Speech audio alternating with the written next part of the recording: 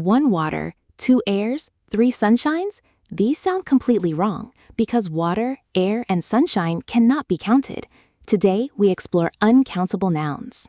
In Chapter 9, we learned about countable nouns, nouns you can number. Today, we flip it around. Uncountable nouns are nouns that cannot be numbered or made plural. An uncountable noun has no plural form and cannot take a or an. You cannot say a water or 3 waters. Instead, you say some water. The noun stays singular, always. Why are some nouns uncountable? Because the thing itself has no natural individual units. Liquids flow, gases spread, abstract ideas have no physical form, and mass nouns like rice have too many tiny pieces to count. The first category is liquids and substances: water, milk, juice, oil, petrol, blood, shampoo, soup, all uncountable. You cannot count individual drops of milk or individual portions of soup as a noun. The second category is food mass nouns: rice, bread, butter, flour, sugar, salt, pasta, cheese. These are all uncountable because we think of them as masses, not individual items. Abstract nouns are almost always uncountable.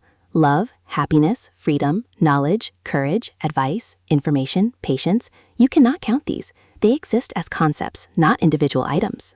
Natural phenomena like weather, sunshine, rain, and electricity are uncountable.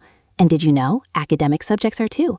Music, mathematics, history, biology, all uncountable nouns. This is a very important rule. Uncountable nouns always take singular verbs. The water is clean, not are. Knowledge is power.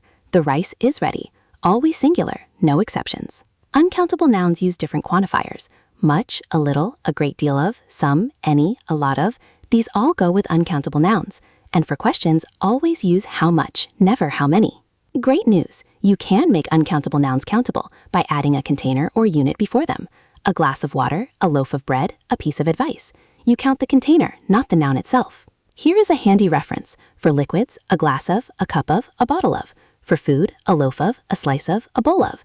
For abstract nouns, a piece of advice, a bit of knowledge, a word of warning.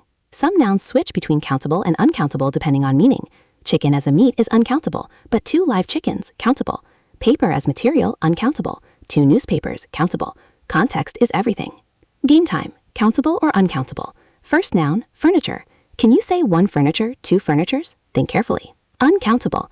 Even though you can see individual furniture items, a sofa, a table, a lamp, the noun furniture itself is uncountable. You say some furniture or 3 pieces of furniture. Next, sandwich. Can you count sandwiches? Can you say 1 sandwich, 2 sandwiches? I think you know this one. Countable. 1 sandwich, 2 sandwiches, 3 sandwiches. Perfectly countable. And remember from Chapter 4, sandwich ends in chapter ch, so the plural adds es, sandwiches. 5 very common mistakes with uncountable nouns. No and before uncountable nouns, no plural forms, always singular verbs. Use how much, not how many, and use partitive expressions when you need to count.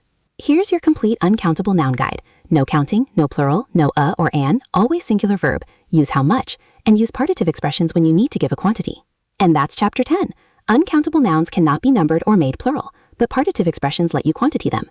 Next up, Chapter 11, where nouns can be both countable and uncountable.